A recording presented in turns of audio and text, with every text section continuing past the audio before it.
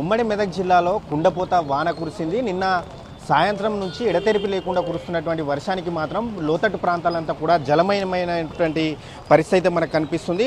ముఖ్యంగా ఉమ్మడి మెదక్ జిల్లాలో సంగారెడ్డి మెదక్ జిల్లాలో ఈ వర్ష ప్రభావం ఎక్కువగా ఉంది. సిద్దిపేట జిల్లాలో మోస్తరు వర్షాలు కురుస్తున్నప్పటికీ మాత్రం సంగారెడ్డి మెదక్ జిల్లాలో మాత్రం భారీ నుంచి అతి భారీ వర్షాలు కురిశాయి. దీంతో పండుగ పూట కావడం, ఈరోజు వినాయక చవితి కావడంతో కూడా స్థానికులు కావచ్చు ప్రజలంతా కూడా తీవ్ర ఇబ్బందులు పడుతున్నటువంటి పరిస్థితి మనకు కనిపిస్తుంది. మెదక్ జిల్లా విషయానికి వస్తే మాత్రం మెదక్ జిల్లా భారీ వర్షాలకు అతలాకుతలమైనటువంటి పరిస్థితి ఉంది. మెదక్ జిల్లాలో మెదక్ పట్టణంలోని సాయినగర్ కాలనీ అంతా కూడా భారీ వర్షానికి జలమయమైంది. అదేవిధంగా హవేలీ గన్పూర్ మండలంలోని దూప్ సింగ్ తండా వద్ద మరోసారి వాగు పొంగి అక్కడ దూప్ సింగ్ తండకు రాకపోకలు నిలిచిపోయాయి. అదేవిధంగా రాజ్పేట్ తండ పరిధిలోని కాపరాయపల్లికి కూడా రాకపోకలు నిలిచిపోయాయి. మెదక్ మండలంలోని రాలమడుగు గ్రామంలో భారీ వృక్షానికి మెదక్ రాలమడుగు రహదారిపై భారీ వృక్షం నేల కొరిగింది. దీంతో అక్కడ కూడా రాకపోకలు నిలిచిపోయినటువంటి సిచ్యువేషన్ అయితే కనిపిస్తుంది. అలాగే హవేలీ గన్పురంలో ప్రధానంగా వందలాది వరి పంట నీట మునిగింది. దీంతో రైతులంతా కూడా తీవ్ర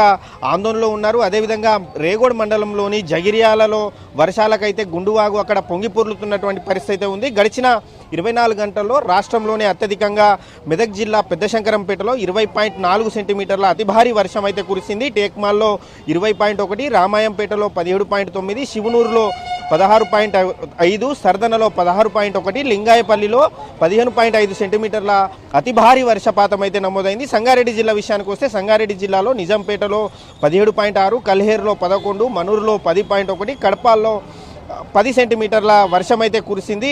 దీంతో సంగారెడ్డి జిల్లా కూడా నారాయణఖేడ్ నియోజకవర్గం అదేవిధంగా ఆందోళన నియోజకవర్గంపై మాత్రం ఈ వర్ష ప్రభావం ఎక్కువగా ఉంది.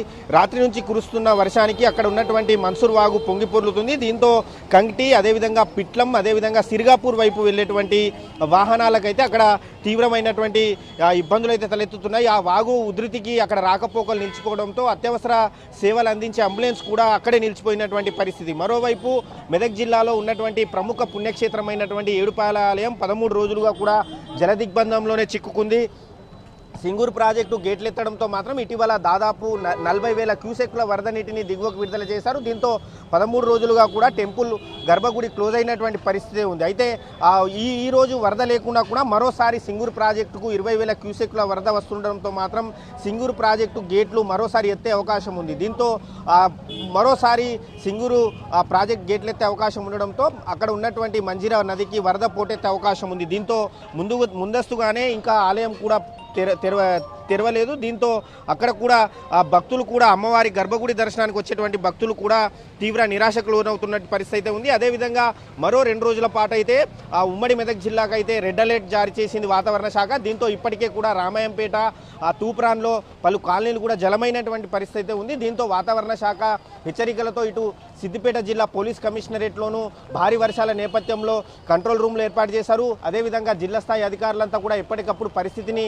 పర్యవేక్షిస్తున్నటువంటి పరిస్థితి ఉంది. మరోవైపు ఈరోజే వినాయక చవితి కావడంతో మాత్రం ఆ పూజా సామాగ్రి కావచ్చు పూజా వస్తువులు తీసుకోవడానికి బయటకు వస్తున్నటువంటి వారికి మాత్రం వర్షాలతో మాత్రం తీవ్ర ఇబ్బందులు అయితే తప్పడం లేదు. కెమెరామ్యాన్ రమేష్తో శ్రీనివాస్, ఎన్టీవీ, ఉమ్మడి మెదక్ జిల్లా.